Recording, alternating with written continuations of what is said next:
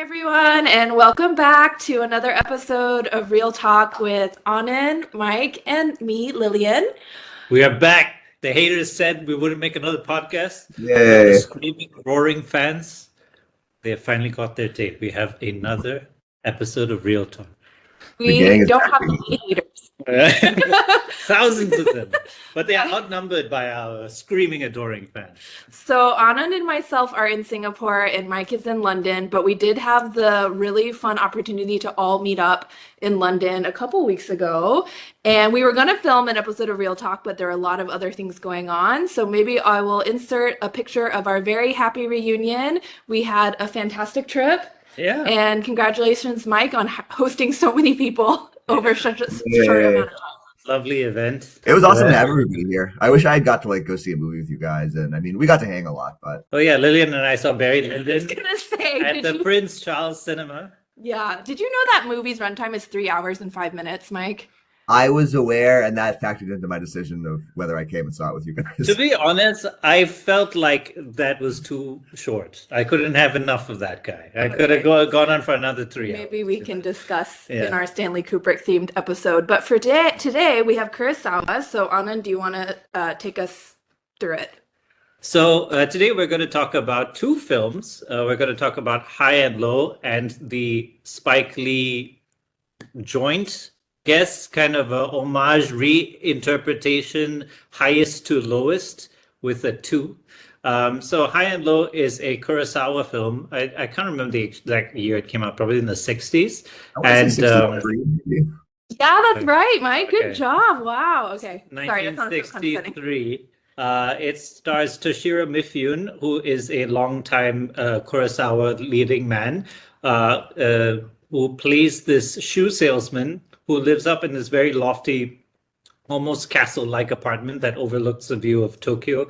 And basically, the film transpires that his son gets kidnapped, and he's in the middle of this massive shoe salesman deal. He has this shoe company, and his partners are trying to take the company from underneath him because he has the ludicrous idea of making very high quality shoes when the correct thing is to make Uniqlo cheap products for the masses and make massive profits. But he's dumb. He thinks that's not the way.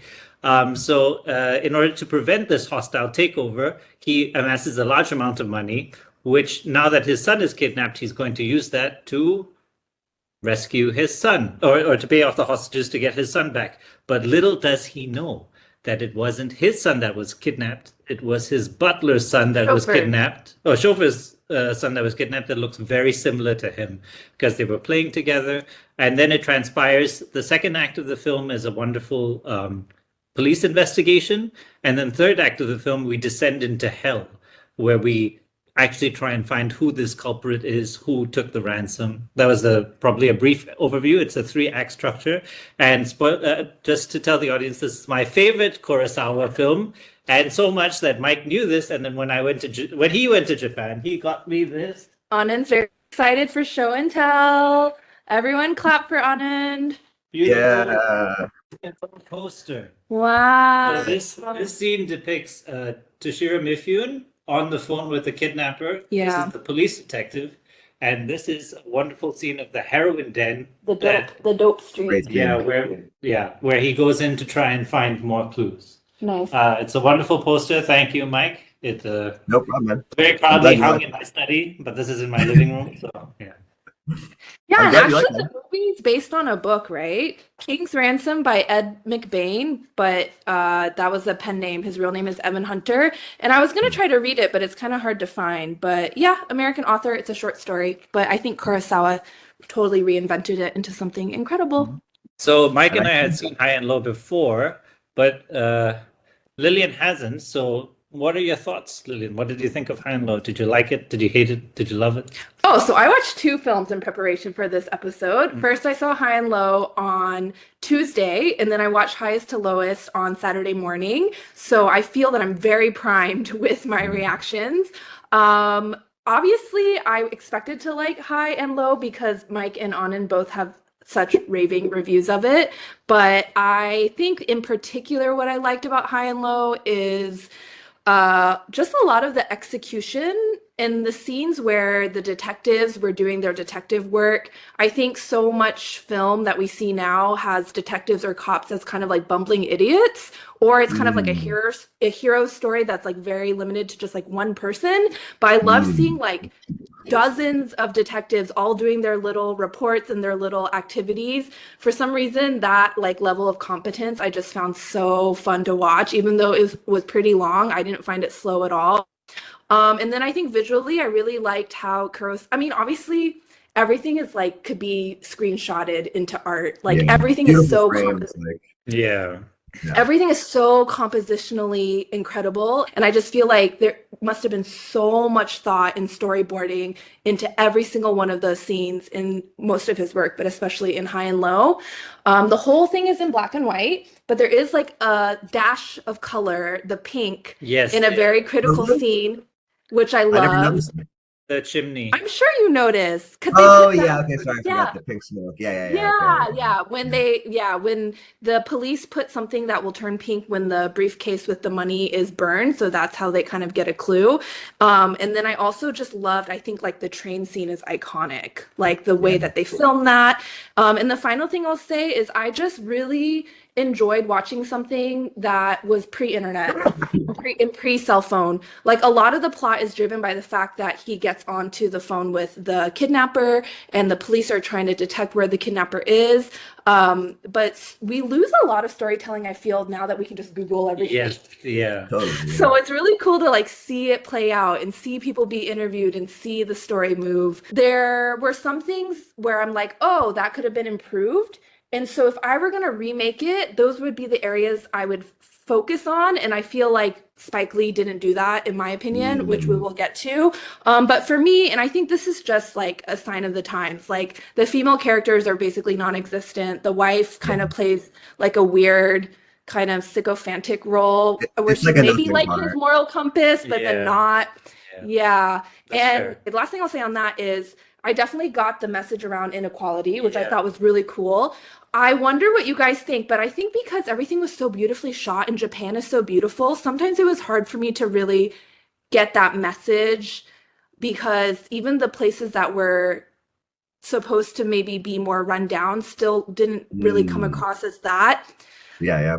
slummy until we literally got to the dope street. So Yeah. I think it took me a while to kind of really get my bearings in terms of the class consciousness and like the Yeah. inequality. But that was obviously something I really liked. Parasite is like one of my favorite films. Yeah. I like High and Low a lot. I rewatched it too. I rewatched it at the Prince Charles, so that was cool to see it like in a theater and stuff like that.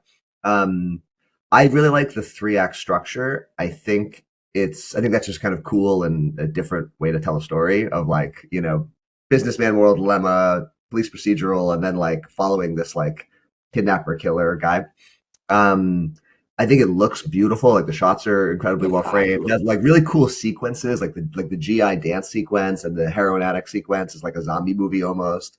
Yeah. And I think it's cool to see Kurosawa do something that's not a samurai flick. Yeah. I know he has a bunch that aren't samurai, but you know, like his big ones are mostly samurai flicks. So it's cool to see a really well executed police procedural from him. Yeah, so I like it, but it's not like it's, you know what, the thing that kind of holds it back a little bit for me, I'm not sure if it lands like thematically for me at the end of the day. Like there's this like, you know, class thing going on, but then we find out at the end that the villain wasn't really motivated by much of anything. And I kind of wish it had been tied up with a more meaningful ending, I think. I thought the motivation was like envy. Or it was envy, yeah. It was scorn at this wonderful house on the hill while his luck is so awful. Yeah, I actually kind of like that. I feel like that would be too on the nose or cheesy. I was kind of I felt very refreshed that it was more just like, it's really hot. I'm so effing hot. You have aircon and I don't. And I feel like you could see throughout the movie, everyone is always fanning themselves and sweating. And I think Kurosawa did such a good job of building that like oppressive heat. And I kind of like that as the takeaway. Like, you don't even have to have some vengeance plot. You could just be like, my situation sucks and you're like mocking me in your penthouse. And I really like how much we got to see the kidnapper. I feel like a lot of times the villain's only revealed at the end. This was like, we had almost a whole act devoted to him Yeah, and like following That's him a great around. acting. Yeah. Remind me, I can't remember. Does in the original Kurosawa, the businessman, does he get his money back in the end, or does he lose it and lose the company? I can't remember. He gets his money back, but for some reason he still has to sell the house. I didn't really understand why. Do you remember? I don't know. I have to Yeah. go back to The last scene is like the auctioneer or the bank coming in and assessing his possessions. So in some way he has, and he tells the kidnapper, I'm going to do a smaller company where I have full control. Yeah. Like he's left National Shoe. Yeah. Yeah. I guess it doesn't really matter. That I mean, it helps tie up the plot, but like, you know. Yeah. But I just like, it's like I want to have some. Are we supposed to view the businessman in the original as being I guess he's high class, he's high, high socioeconomic, but he's ultimately noble because he sacrifices it to do what's right. Is that okay? Well, I kind of agree with you, Mike, because I was a little thrown by how quickly everyone was super sympathetic for Gondo, the main character, and I feel that this is related to my other question/critique, which is I thought that there could have been a better framing of the moral quandary at the beginning, and which leads me to think that I wish there was more about the relationship with the chauffeur and Gondo. Like basically in the original Kurosawa, the chauffeur is just very like always head bowed, like very deferential. He only begs once. And I feel like I would have preferred more like a message around like the servants in our lives and like what do we owe them and like that type of class consciousness. But Gondo just like goes back and forth. He's like, he doesn't want to do it, then he does want to do it. It's not really clear why. When he decides to do it, he gets all of this outpouring of support from like all the papers. I'm gonna respectfully disagree because I feel like that first act is very powerful, and I feel like you can cut the tension in the room with a knife. And I particularly like how I guess one thing I love about watching films from other countries is you see their societies and their cultures, and this is very Japanese, where everyone is silent for most of it, and you can tell the ratcheting tension because there's this moral conundrum where he thinks it's his son. 3 sheets to the wind, let's throw all the money at the problem, and then when he realizes it isn't, there's this. But then after that, like, why does he change his mind? I guess that's part of the joy of the film, where we're meant to like ponder on that. It's not given a clear cookie cutter answer, but then afterwards, the wonderful thing that happens is when the press kind of helps him, right? So in a certain sense, I don't think he did it because he's like a good person. I think he did it because it's checkmate. He has no other option but to do this. That's my interpretation. And one thing I will say, this is probably one of the few things I will say in favor of Highest to Lowest, is I did like, there was a lot of conversations in Highest to Lowest about optics, which wasn't really there in High and Low, where they're always talking about basically, we'll talk about Highest to Lowest later, but basically we're switching out shoe salesman or shoe company for like record company, and he's like, "Oh, I'll just take the money and make a new record company." Then they were like, "Who's going to listen to your music if they knew that you didn't help this kid?" So there was this optics story where he thought like, "Okay, I better do this, otherwise there's no point. I'm screwed either way." I just think in terms of pacing, like, so the whole tension and the whole thing that we're faced with is what do you do now that you know it's not your son? But then that would just happen so quickly. He was like, I'm not going to do it. I worked so hard for National Shoe. Then one night passes and then he's like, okay, I have to do it. There's no choice. I feel like in the original, at least there's a bit of an explanation of his like right-hand man. I feel like you can see the influence that the right-hand man has on him. In Highest to Lowest, I guess optics plays more of a role. But to me, that's the most interesting question of the whole movie. And so I feel that we don't get enough in terms of, I think we get more in the original than in the remake. But we're just supposed to kind of trust that like Gondo has worked so hard for this, that we should care about him. But can I also say, I don't understand why everyone would care so much about a rich guy getting his money back. Yeah, I mean, I guess they're the police, though. That's their job to get it back, I guess. I don't know. No, but I thought like, the public cared. It's just injustice, right? It's like I would feel sympathy. Just because this guy is rich, that doesn't mean he should go bankrupt because some guy wants to kidnap He a didn't child. steal it, he earned it, I don't know. Definitely a sympathetic Yeah. situation. I think But that's I- definitely the moral code of the time. I feel like now we don't sympathize with rich people as much. But anyway, Mike, go No, ahead. but in this case, he's going full bankrupt. Do you know what I mean? It's not like Jeff Bezos losing half his wealth and still having 40 Yeah, billion. but he bounced back so easily. Like it's not really like he's so in such a bad situation. Like he's over leveraged, he has no capital. But you can see at the end, he just started another company. Yeah, Like, but I still yeah. feel sympathy. I don't feel like I felt that sympathetic for him. But what do you want to say, Mike? Well, I was gonna say I really agree with you, man. I love the first section of High and Low, and the first time I watched it, I think I was with you, Lilian, where like I was like, like it was good, but it maybe played a little slow. And then on rewatch, I like just loved it. I was so into it. I thought I loved the ratcheting of the tension. I think all like the blocking and framing of everything looks great. Yeah. And I love that moral. Like I really like movies or like novels that depict like moral quandaries. Yeah. It's such a great moral quandary. Like we all can Yes. relate to. Like if we Yeah. had a kid, we would give anything to save them, and we might also. Well, I'm sure we also love our friend's kid or whatever. But like, would you give everything? It's such a great moral Yeah. quandary. But that part is actually really only 1/3 of, or even less, Yeah. 1/2 of Yeah, 1/3 yeah. of the movie. Yeah. Yeah. So I don't Yeah. really feel like And I that's think- what the whole movie is about. This is where like I think it's totally fine to have a movie that just like shows you a moral quandary and there's no. It's like it's Yeah. nicer if it's not a tidy outcome maybe or a tidy Yeah. message, but I always I love like at the end of experiencing a piece of art like digesting it and figuring out like what the message is. So I'm Yeah. always because like in this case, are we supposed to view Gondo as being in some sense a bad guy? He's emblematic of this inequality that drove this other innocent guy crazy, or is he a noble person who is trying to do the right thing in terms of business, made his money the right way, and was unfairly stolen from by this psycho? Like, what is the what is the movie So actually it's saying? neither. He has good qualities. He's Yeah. just a guy. No, but who that's is doing the stuff. movie. I totally agree with Yeah. both of you. Like, I love how morally ambiguous both, I would say, like the kidnapper and Gondo were. And then I think for the lead detective, he was more, that was just like such good, just like procedural drama. Yes. That was just like, okay, now we can just enjoy. I really like It the was actor, by wonderful. the way. What's the detective's name? The actor, I can't remember. I can't remember, but he's in everything, right? He's in everything. He's in Human yeah. Condition. He's in everything. Yeah.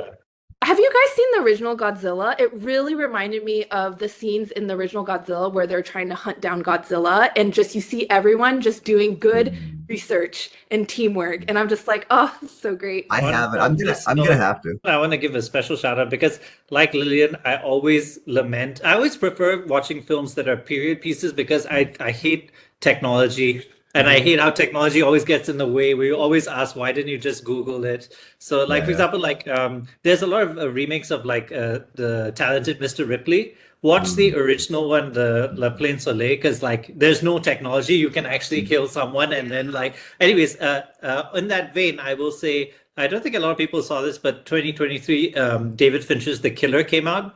I don't know if you ever saw it, but that is really how an assassin would operate in 2023 using all the technology. And it was kind of a detective movie that really took seriously. And it turns out it's kind of way easier to do things like he like copies key fobs. You can buy a $60 key fob copier on Amazon, things like that. It's another dimension. So I don't think this type of filmmaking is completely lost. It just has to go through another. Well, you have to be committed. Like Yes, that sounds yeah. really cool because they actually care about being realistic. I Yes. feel like most of the stuff we see is just if you had an actual expert watching it, they'd be like, this is a not total bullshit. Yeah.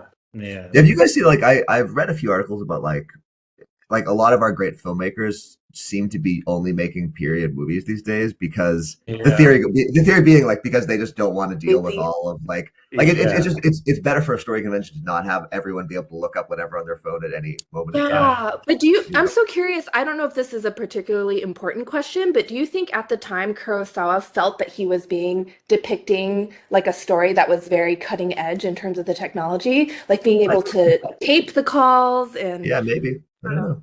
I mean, to me, it's like I think there was a good 5-year period where we just had nonstop income inequality films, just like one after the other. Yeah. And I would say Parasite is definitely a superior film to High and Low, but I still enjoy High and Low more. Yeah. And I think it was kind of prescient for that time. I guess it wasn't as prevalent. Normally, like when you read about film history or any art, you can see like, oh, in the 70s after the JFK assassination, there were so many paranoid movies, there were so many conspiracy movies. And now this age where like the Gini coefficient is going crazy, there's a lot of income inequality films.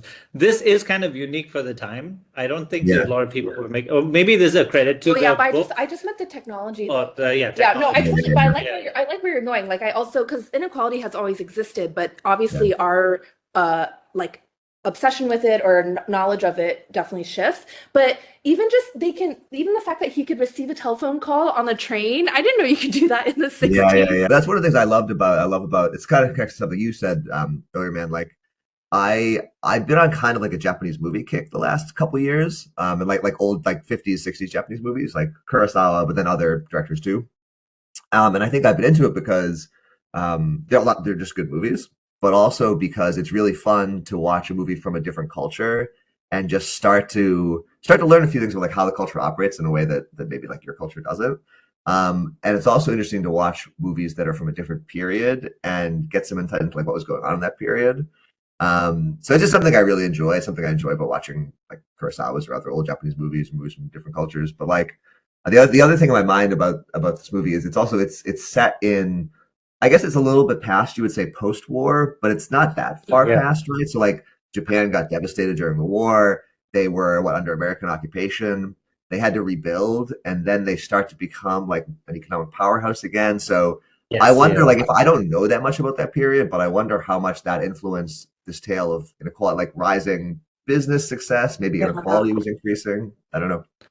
I mean, you could see a lot of American GIs in the bar, right? And also manufacturing was very big, so that's but that's a really good point, Mike, because I feel like that's one of the key tensions Kurosawa cared about, which is like quality versus quantity. And like, Japanese have such a dedication to craft, including the shoes, but now they're trying to be more commercially viable. And then, for a large part of the 80s, like Japan was the leader in electronics, in mobile phones and mobile technology. So I feel like that's such a good point. It does kind of like capture some of those trends.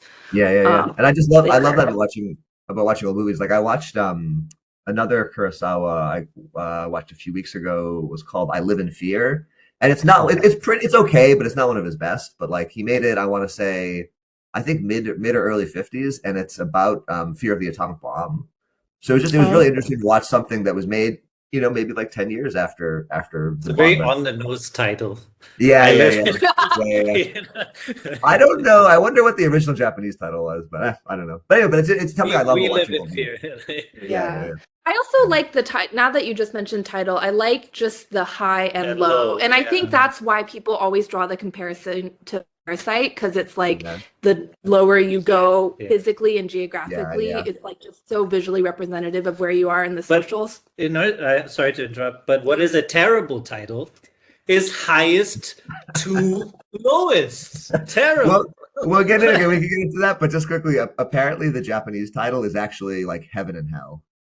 That's what I was leading up to, because I don't speak Japanese, but I could tell that it's different. Like it's in kanji, tianguo di something. So I was like, it must be something different. So that's interesting. And then it like literally draws out. Yeah, I just love it. It's like watching a play. Like the composition is so great, and the themes are not so on the nose. Like we can still have a lot of question marks and discussion about it. I also would say that this is definitely Kurosawa's most accessible film. And I think that this would thrill audiences today. I recommend it to my dad. Everyone, like anyone who's just a superficial like movie person, walk in, they would love it. I would guarantee it.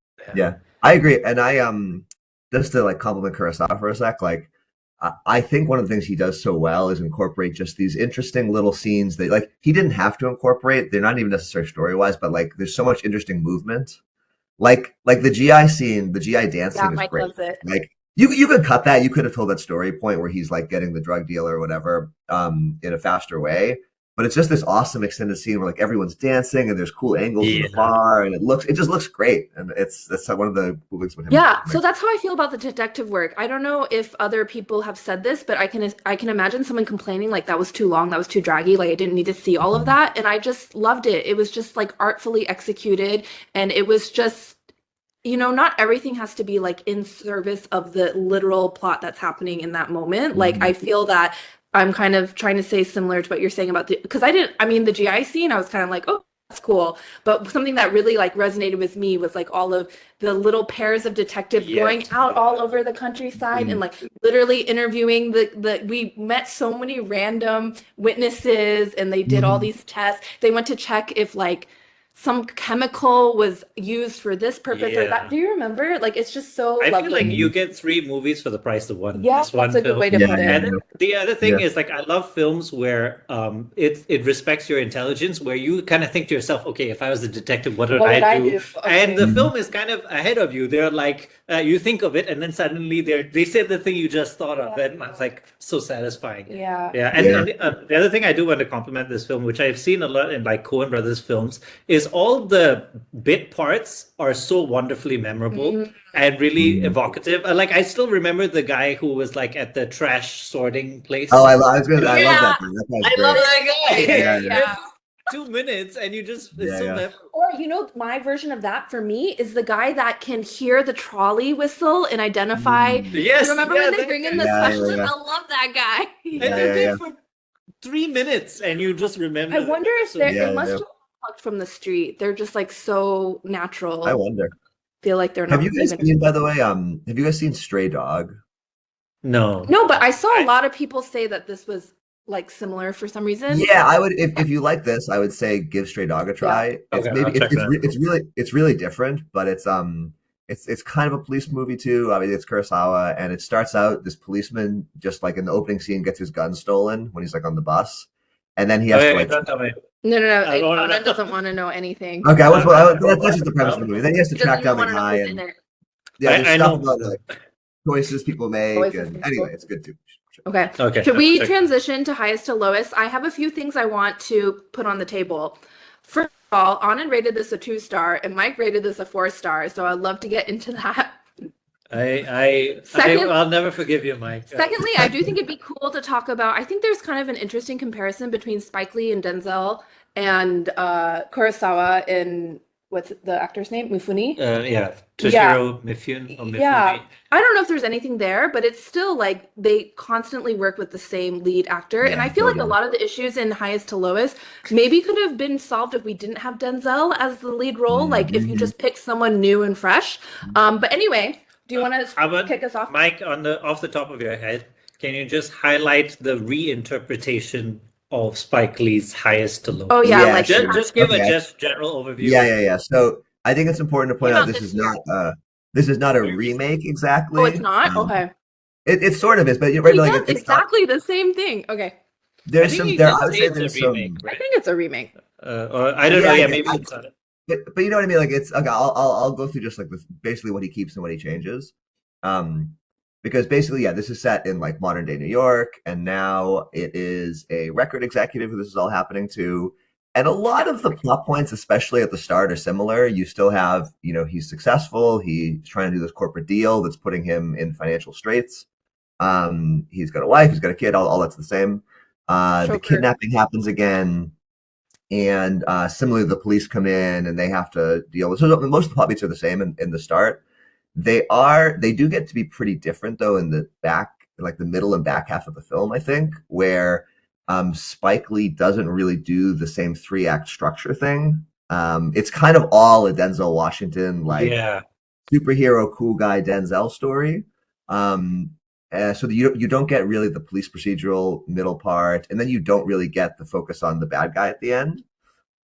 So all that is pretty different. I feel like you get a little bit of the kidnapper at the end. Yeah, you do, but it's not like a sequence like set like focused on him. You don't follow what he's doing. Also, the motive for the bad guy A$AP Rocky is so dumb. Different. It's totally different. It's so dumb. Like so basically, and then also at the end, it's reversed with the businessman character, where like he gets all his money back, and then he goes on to make his record deal in the way he wanted, and they're still in the big fancy house and everything. Yeah, so but he does say that I'm going to do a smaller and spend more time with my family. Like that, I feel like the idea is that he's not going to be on the grind as much, but he gets to keep his penthouse. He gets to keep his penthouse, which to me is it really completely changes like the I mean, you still get the moral quandary, and Spike does a little bit more of that even than Kurosawa at the start. But like Yeah. that to me is a big change, that the businessman is like basically fine or better than ever at the end. But yeah, there's a bunch of stuff in there. I mean, there's the middle part is kind of a cool Spike restages like the train sequence on the New York subway, which I thought was pretty cool. There's a long kind of over the top motorcycle sequence where Why does he have so many minions? How does he have great so many? question. Is he the Joker? Why does he have 5 people working for? I don't get it. Like it doesn't really make any sense. it doesn't make sense. The And tone then was off. the other big change, right, is that the bad guy isn't just some, well, it is just some random guy who has a chip on his shoulder, but he's a rapper, and in fact, it's A$AP Rocky. And Denzel Washington, who is a record executive businessman, has to go confront him in a rap studio, and he confronts him himself. Oh my god, they have a rap off. I forgot They have a about rap that. off, yeah, which I kind of like. But so that's a big change too. The detectives are basically useless in this. They're kind of just idiots for the most And there are part. 3 bumbling detectives. No, I would say the portrayal of the police is completely different, which makes sense. I don't really think you can have modern media that shows the police is competent. We can argue that later, but the police in the remake are like purposefully terrible. Like they're not shown to be good at their jobs at all. But these police officers have 0 filter. There's a family that is suffering in front of them, and anything that comes to their minds, they say out of their mouths. Yeah. They have no police training whatsoever. Yeah. They don't go, let's go take this in the other acting's not very room. good. Yeah. It was so bad. Yeah, but Mike, I want to say I completely agree, because what I like about the original is that there's no like personal revenge plot. It's more just this abstract, like you are taunting me. But in the remake, basically, young felon, which is A$AP Rocky, is like views this record exec as his hero and like really wanted to be signed by him. And so it is more like a personal revenge plot, which I feel like makes it different. Makes it a different thing. Yeah, no, totally. So that's what I mean when I say it's like it's not a shot for shot remake, and it's also not a remake where like the script is it's sort of like I think Spike thinks it's a remake. I mean, I think we're saying that we don't view it to be one, but I think the intention was for it to be a remake. And I know that Kurosawa's grandson was also an executive producer on it. So he has also ruined another remake film. He did Old Boy. I don't know if you saw it. I saw on Reddit people were like, don't get Spike any more remakes. Old Boy with Josh Brolin. It was it was unwatchable. I couldn't. So I'll say, but I guess we'll get into what we thought of it. You hated it. Go. I actually, so when I walked out of the theater, I was like, oh, I enjoyed that, and then I gave it a good review on Letterboxd. As I've thought about it more over time, I think this might be a terrible movie. You think? Here's the thing, you know what? It's funny to think about. Like, we all have certain like biases in terms of when we're reviewing. That's what I was doing on it. I feel like you were just happy it existed. I don't know. Go ahead. Yeah. No. That's exactly. What I've realized over time is if I'm like intellectually having fun watching a movie, like I was just enjoying like watching. Oh, that's how Spike adapted that. That's how Spike adapted that. Oh, that's a clever adaptation choice. And then there were some scenes that I found fun. And so if I'm like enjoying the meta like experience of watching the movie, that makes me happy, and I'm more likely to give it a good review. But then actually, what kind of started to sour me on it is I was like, okay, great. I watched it. I gave it my review, and when I thought about it, I was kind of like, yeah, this didn't work. That didn't work. But then I went to go read some interviews with Spike Lee about it, because I was interested in hearing like all of his deep thoughts about like all of his considerations and how he, what he wanted to do with it and blah, blah, blah, blah, blah. And I read like 3 different interviews with him about making this movie. And it was clear he like didn't give a shit about High and Low. And just some other producer like had the project, and he was like, yeah, sure, why not? That was my takeaway. No, I believe your takeaway. Aww. Okay. I mean, I'm not opposed to him making a remake of it, like, but and I also don't oppose that he changed the whole setting and everything. Like, one of my favorite remakes is Scarface. Like, the Al Pacino Scarface is very different from the 1920s, 30s Scarface. You have to change it. Change it. Completely different, different vibe, fresh perspective. I'm not opposed to it, but this completely missed the plot, like literally and figuratively. You know what helped me? One of the reasons I didn't have like I was enjoying when I was watching it is the opening sequence for me kind of set the tone, where So the opening it's just like it's like a 3-minute sequence where I like the entirety of the song "Oh What a Beautiful Morning, Oh What a Beautiful Day" plays. Oh, I love I did that like song. it. I liked. I like that, and there's just like shots of Brooklyn and zooming in on the businessman's It was like beautiful. penthouse Yeah. apartments, and to me it set the tone where I was like, okay, I understand now. This isn't going to be like a realistic, serious, like sober remake. It's going to be like a little off kilter or a little like heightened because it was silly. It was like silly to open with that song. So I was sort of along for the ride when it was a little, you know, not a serious tone to the movie. But the movie has a lot of problems. Maybe before, I feel like Anand maybe you can describe like some of the problems, but I do want to chip in with like some of the things I did like. And you just reminded me, Mike, I do feel that the shots of New York were beautiful, and I do like that opening song. We can discuss later. I thought the soundtrack was way off and No, it was terrible. terrible. It was Yeah, so yeah, bad. yeah. But So intrusive. anyway, I'm doing my positive things now. Yeah. Another thing I liked is I do feel that, I mean, I don't know that much about Spike Lee, so you guys can correct me, but he obviously like loves New York, and I feel that I am not from New York, but I understand key components of the New York City like visual depiction. And so I think how he showed the train, how he showed the Boricua, the Puerto Rico parade, it was a little bit too long, but I guess that was supposed to be the GI Joe Yeah. scene. That's this is why I was having fun. Is like, so I actually don't know Spike Lee's work that well, but I'm like I lived in New York City for 5 years. Like I love New York, Yeah. and so I was so like all those sequences I loved where I was like, oh cool, he's doing the GI Bard Yeah. scene, but it's like Puerto Rico Yeah. Day parade, and then so Yeah. yeah, I enjoyed like the New York, yeah, and there were a lot of like little Easter eggs if you know New York in there, like I don't know. There's like in the his right hand man, but the butler character or whatever, in his bedroom. There's like a 5%ers poster, and the five Yeah. percenters is like this kind of like weird New York City street religion kind of. There's all these like little details. Yeah. That's interesting. Yeah. So Yeah. that ties into another thing I liked, which I really liked what Spike did, Black KK Klansman. I don't know if you guys have Yeah. seen that, but he does a I like lot that of like, movie.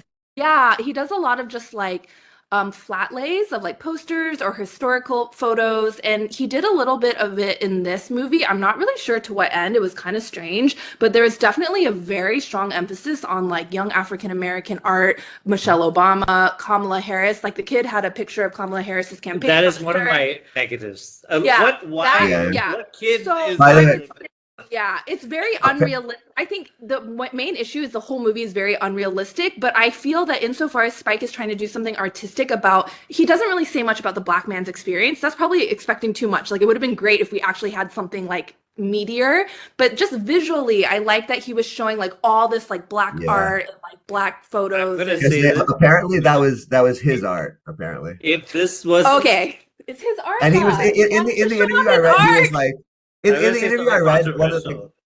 If this was not made by Spike Lee, I would have called this a racist film. I'm honestly telling you, a lot of the depictions of black people were like really, really cringy to me. I You don't didn't know. like the joke. You didn't like the joke where he was like, "We black people like always hide the stuff under the bed or whatever." Oh yeah! Oh my God! And especially the time when that woman explains like why he wants Swiss francs instead of like USD, and then she Yeah. somehow knows the exact pound metric of how much weight that Yeah. thing is, and then she's like, "Black excellence." Yeah, yeah, yeah. I was like, this is so bad. Yeah. Oh, But Well, I so, think like, the elders are kind of like that. Like people, like how old is Spike at this point? I think he's just trying to like be like Spelman College shout out, my art Yeah. in the background shout out. It's But like, that's the thing, bro. so like in the interview I read with him, or the interviewers asked him like, "Oh, I like the art. What like why did you include the art?" And he The was art like, was "Oh, it's just my amazing. art. I just wanted to show it off." Okay, well, that answers my Wouldn't there be question. some more? If there was supposed to be a message, I mean, his art collection is fantastic. Do not get me It is wrong. beautiful. But what does that have to Yeah. do with anything? You know, Yeah. like it was a I really guess it just shows weird- how opulent his house was. And Yeah. also, it was in the plot where he said, like, we're going to auction off all your art. You Oh, know, they said that? Yeah, Okay, it okay. was in the. Okay. There was a line. Yeah, and I really like it when like I really like female billionaires, rich black people, rich people of color. Like I think it's really cool to just have not white people be super rich. So that was kind of cool in itself. But the rest of the movie was just so like I just felt it was very unrealistic. Was that the main thing that bothered you, or I can go through the things I liked. Yeah, go through what you Should I go hated. with I liked or annoyed? do What was annoyed the- first? Do you like Positive. first and then Okay, liked. Fine. Okay, the number one thing I liked was the more emphasis on perception that I felt was lacking in Optics. High and Low. The Yeah. optics one. I liked the posters in his house were cool. Okay, can I just say on the optics thing, I agree. Like in this day and age, you can never like who's gonna be like, yeah, just kill him. Like the optics of that is crazy. Yeah. Like as soon as it becomes more public, like of course you're just gonna. But can I also say, aren't we supposed to not negotiate with ransom people, Yeah, like I thought that kidnappers, was- like terrorists? I yeah. thought that was like the. But okay, fine. But these suspend reality. these detectives are so shit. Yeah, okay. I like New York City. I loved all the pictures of New York City. I thought the salsa band was dope. I thought they were Yeah, great. it was I awesome. liked that whole sequence. Yeah. I think the choice of songs were good for the most part. It was the terrible soundtrack. There was like harp Probably. in my ear while people are having a serious The conversation. soundtrack was so bad. I Yeah. don't get it. I feel like if you Yeah. interviewed Spike, he'd be like, "Oh yeah, we did it last minute," or like, "I agree." I don't know. And- That was Yeah. so bad.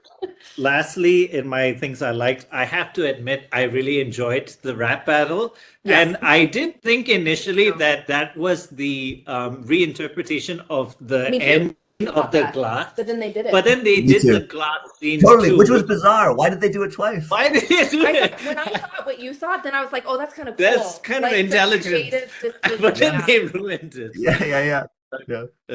All right, so the things that annoyed me, the black excellence scene. What really, really annoyed me so much was what I loved about In High and Low was the moral conundrum I felt was painfully clear to the audience. Where here, they were literally Denzel Washington says shit's complicated. They start painfully explaining to the audience in clear detail what the moral conundrum is. You know, I just felt it was too on the nose. I understand that this is probably a sensitive thing, but I found it very jarring, that scene when the butler or the chauffeur is told that it's his son, and then he starts screaming, "Am I being detained?" Do you know what I mean? Yeah. I felt like that was very jarring and out of nowhere. You know what I mean? Suddenly you're making it into a police brutality thing. Like, I would love if it became a thing about police brutality. That would have been But interesting. it wasn't. Yeah. It was just like randomly dropped in. It just dropped it in Yeah. all of a sudden. You know what I mean? Okay, I really hated when he suddenly starts ripping off posters of Aretha Franklin he has on his wall and screaming, "What would you do, Aretha?" That was hilarious. You do? What would you do? Do you think? But I also read an interview with Denzel where they were like, "Can you please reflect on your legacy? Like, what do you also like bringing up other up and coming black?" He was like, "I do it for the money. I do it. It's my job. I do it to get paid." So I feel like I think Denzel wasn't, when he says those lines, he's not thinking to himself like, "What are you making me do?" I don't know.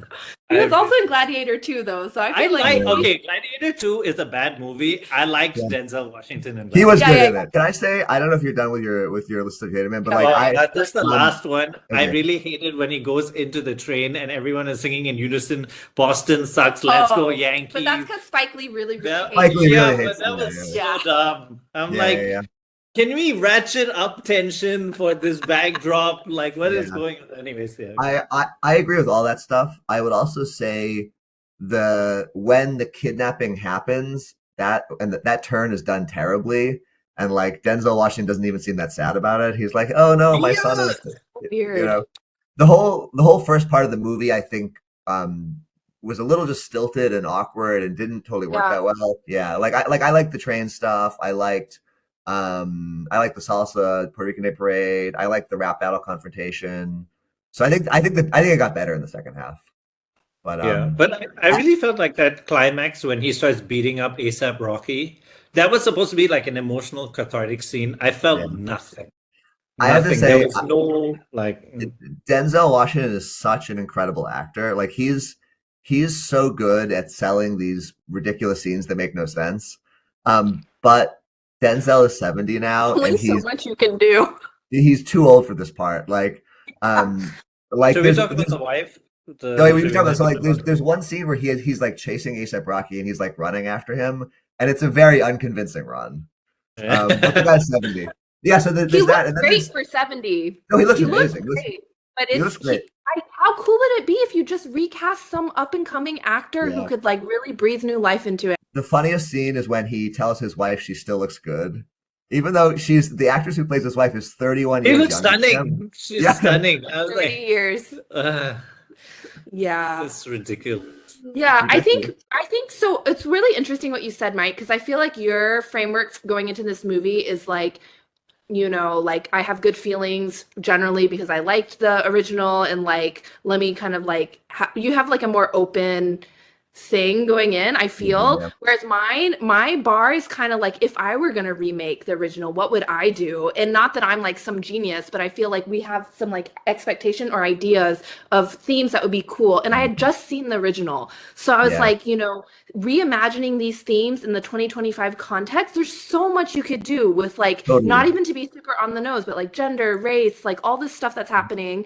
And this was just total like phoning it in. You went from a Michelin star restaurant to Burger King. What are Highest to Lowest themes? Like there's all these choices he make. Like he decides to make the police not be competent. They're like morons and everything. But like, is that just? I struggle with what this movie did different thematically. Like, yeah, I feel like he just assumed no one would really try to imagine watching this having not seen the Kurosawa, because Kurosawa is kind of like niche film, bro. I don't think everyone like really knows who Kurosawa is. I feel like he wanted this to maybe just do well on a streaming site, and you didn't have to know the original, because you didn't really have to know the original. No. Like it was just very like mediocre. Anyone could watch it. You didn't know the original and you just watched this. Yeah. Wouldn't this just be bizarre? Like it's this weird kind of movie, the kidnapping out of nowhere. You have 7-year-old Elle being like Superman. I think no, but I kind of disagree. I feel like if you come to this not knowing the original, kind of what you would expect. Like the police are racist, and like it's just very like, to me, like the streaming crap you get on Netflix, like very easy to watch as a lay person audience. And then because we all have had the fortune or misfortune of having eaten the Michelin dinner, we're just like, what the hell is going on?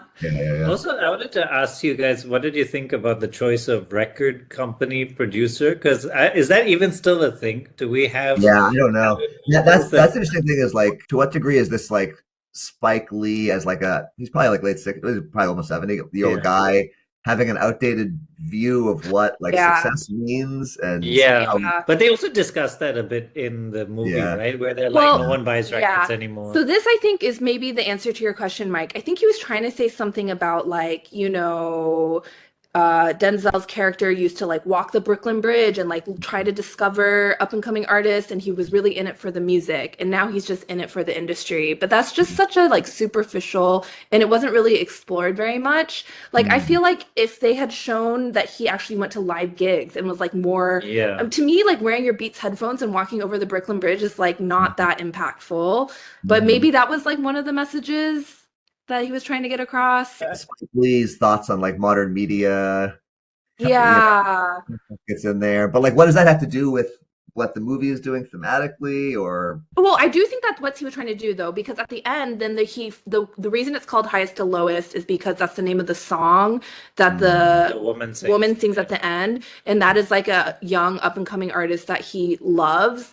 And apparently Spike found that woman and asked her to compose the song for the movie. So I feel like he's trying to say something about like, we need to be open, or remember that we're really just here to try and like platform the next generation and like the young artists. But he tried to make something happen in the final scene with A$AP Rocky, where he's like, I'm suddenly successful, I give you the honor of signing me, and then he does the noble thing and says, no, I'm not gonna. It was really weird. It kind of I don't know if you ever saw King of Comedy. It's a wonderful Scorsese film with Robert De Niro plays this really failed stand-up comedian who also does a kidnapping of like Jerry Lewis, who's like this like a Johnny Carson kind of a figure, and then after the kidnapping he goes to jail, but he becomes a successful comedian because everyone wants to see his stuff. You know what I mean? So maybe he was trying to do a bit of that. Is that like you get fame by being infamous? I don't know. Again, I feel like I would have loved. That's such an interesting idea, but I don't feel that he really did much with it. What does that have to do? I guess that connects to the inequality piece in High and Low. I mean, yeah. I don't know. I mean, I think, well, based on the interviews you read, he wasn't really trying to like do much in reference to the original.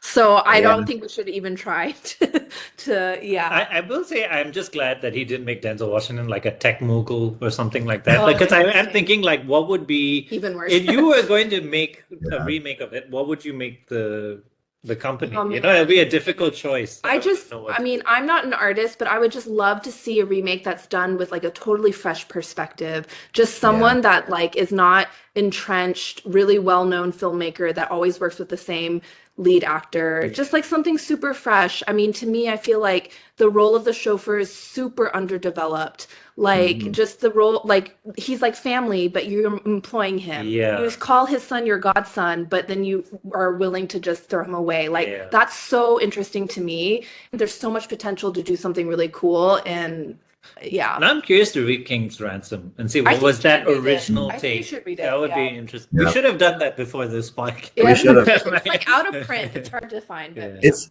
such a shame too because like there's been so many good Kurosawa. Like I feel like half of like Western. Really? There's like half of like Western. They're all just to remakes steal of some Kurosawa, like the Magnificent Seven, or the Dollars trilogy. The first of the Dollars trilogy is a complete copy of Yojimbo. So those are way better. Well, those are remakes of Kurosawa films that are effective and wonderful. Yeah. I mean, the Jedi. Exactly. The Jedi are just samurai, basically. Yeah. Or even like I just watched what's that other one? There's another Kurosawa called The Bad Sleep Well, which is actually pretty good, except has a bad ending. I think it's worth seeing. But the opening sequence for that, Francis Ford Coppola steals for The Godfather, like the wedding sequence. And it really, like, you can really tell he definitely was influenced by the Kurosawa one. So like, so many people have made these great movies based on Kurosawa, and this was, even though I gave it a good review, I think on reflection I have to say this was not one of them. I mean, they also remade Ikiru to a film called Living. I haven't seen it, but my wife said it was very good. Oh, Living was an Ikiru remake? Oh. Yeah. Cool. So Ikiru's it can be done. It can be done. Clearly. These stories are timeless. But I do think High and Low is difficult to remake or reinterpret because there's so many moving parts and they're done so well that in order to reinterpret it, you have to be very unique. Put in a lot of effort. What did you guys think of like the visual style in the movie? Like I heard a lot of people just say like especially the first half was shot in just kind of ugly, sterile like shots. I mean, the problems I had with the look of it is for most modern films, they just look sterile to me. They just look too perfect. Yeah. I don't know. That's yeah, it's the steady cam arm shot, right? Like everything's just very like pristine. Yeah, and like doing these like sweep away shots. But I couldn't even think about that because I really pay attention to music. And it really impacts my appreciation of a film. Really good. And I couldn't get over the soundtrack. Sometimes it was hard for me to even like focus on what was happening because I was so taken out of it by the bad soundtrack. What other? So I actually haven't. I've seen Black Klansman, and I think that, and I've seen Da 5 Bloods. I don't think I've seen any of this. Da 5 Bloods good. I didn't love it. He's done Do the Right Thing, which I think is a good film. His 80s. That's a very good film. Yeah. I don't love it, but one film I do love of Spike Lee's is Malcolm X. I think that's a very good. Also because like I think biopics aren't good art, but this was good. I really enjoyed it. So yeah, and Malcolm X had more depth to it than this. What did you guys think of A$AP Rocky in this? I didn't. I really didn't. I think it was like a kernel of an idea. It would have been so cool if Spike had a long conversation with A$AP Rocky, like how is fame fucked with your head, or like what are some themes you want to draw out. But obviously none of that happened. I will say Ice Spice I thought did a great job of playing his wife. Ice Spice was the wife. She was like Ice Spice was there for 10 seconds. Why is she listed? So she was there for the wife is someone completely different. It's just some random actress, yeah. But I do agree the rap battle was hilarious. So in a good awesome. In a good way. I enjoyed it a lot. It was entertaining. So that was a good use of like I think that's why I walked out like feeling good is that there were some creative reinterpretation where I was like, oh, that's a creative restaging of the prison confrontation. And then you do the rap thing, that's sort of fun. And then I thought that was good. So this is why I think I walked out of it going like, oh, I was pretty hyped up. But yeah, then they redo the prison confrontation for reasons that are clear to me. And I am an A$AP Rocky fan, and he doesn't make music very often. So I did like the song, the front to the back, really? to the front. Yeah, I didn't know I enjoyed it. I was like, it's sketchy. It's not a bad. Welcome back, A$AP. Yeah, I'm kind of surprised, Mike, that you don't call it a remake because I feel that it really helms so closely. Like remembering that song is the same as hearing the trolley signal. So yeah, I guess feel that's like true. it really helms so closely to the original, and that maybe is part of what makes it fun for someone like you is to try and like think about that. But you still have to judge the movie on if you haven't seen the original, and I think even then it's still like a 2-star movie. I think you're right. Like I have no urge to watch this ever again. Oh, yeah. Oh, also, maybe I know we're close to wrapping up, but I do want to ask a little bit about how we portray like rich black people on screen. Because I was thinking a little bit about like Succession. Everyone is kind of like, wounded and their souls are scarred from all this wealth. But when the first opening scenes, everyone is pristine. Everyone is well, like oriented. The kid is great. You know what I mean? It just feels like a very standardized version because we don't want to, anything controversial. No. To smudge the screen. No, I have a total different interpretation. I feel like it has been so difficult for historically oppressed people to reach a level of wealth accumulation that white people have had for centuries that they just are happy to have it. And like I feel like that's a very Spike Lee point of view, and that's why he has the Black excellence and the Spellman cut. Like he's just like, we are, I agree, but doesn't that like? But I feel like that undermines like one of the points of the movie, which is like this like dilemma, like not about the depiction at the start, which is fine, but the fact that like at the end Denzel is still there with his like beautiful penthouse and everything, and he hasn't lost anything. So I mean, Spike obviously was not. This goes back to the problem where he was doing nothing with the original film. Like he wasn't trying to say anything. So I feel like that's just a reflection of his worldview. It has nothing to do with like him trying to make a good movie or have a good message. And that bums me out. Trying to make a good movie, Spike.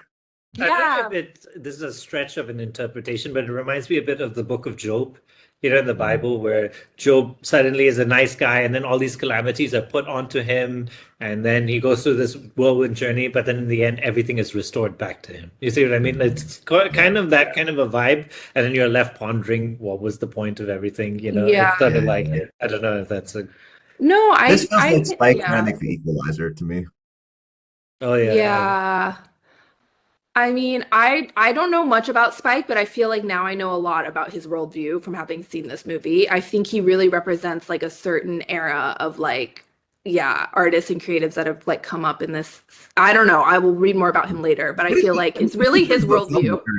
Yeah, like Black Klansman was great. I saw Inside Man back in the day. That was good. He's a good filmmaker. I don't know. I have to read more about it, but he's definitely like in some ways like the token Black filmmaker. Like if you ask someone to say like who's your favorite Black director, like I'm pretty sure most people will say Spike Lee.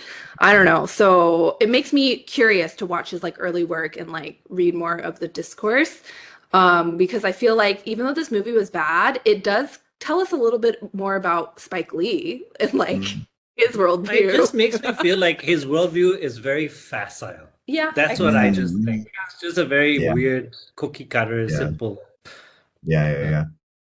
Okay, so how do you guys want to wrap up? Do you want to any closing thoughts? My closing thoughts is this is a forgettable blip that will not tarnish Kurosawa's reputation. It's well intact. It's we're just going to forget about Highest to Lowest. 10 years ago, you're like, oh yeah, that movie. Well, I wouldn't even have known about it if not for you guys. I feel like it's a very niche film bro type of. I don't feel like it's doing. It's not doing big numbers at the box office, right? So it's like it's weird that he made this movie for film nerds who know who Kurosawa is, but then made a movie that no one wants to see. Weird. He should have just asked his like intern, or like there would have been so many film nerds in his orbit or in his periphery who would have been so stoked. He should have just like cribbed it off onto them and like let them write it, and then he could greenlight it. Yeah. What are your closing thoughts, Mike? Is I actually want to see more Kurosawa remakes, but I want them to be good. Like make a good remake of Ransom. I'd be down for it. Audacious. audition. Yeah. Okay, great. Lilian? Final thoughts? Well, I would just say thanks to you guys for this experience. I feel like this week I had so much fun like watching the original and then watching the remake. Obviously, it would have been nice if the remake was phenomenal, but I have a lot of tolerance for the remake being completely different. Usually, I'm not going to have seen the original or have seen it so close to within the remake. So I really was like open to having something totally different. And so that's obviously not what happened. But I think the whole experience of you guys recommending both and watching it in 1 week was really fun. Yeah. So It's thanks fun, for right? that. To like engage with old movies. Yeah. And see the, it's fun. Yeah. It's fun. Yeah.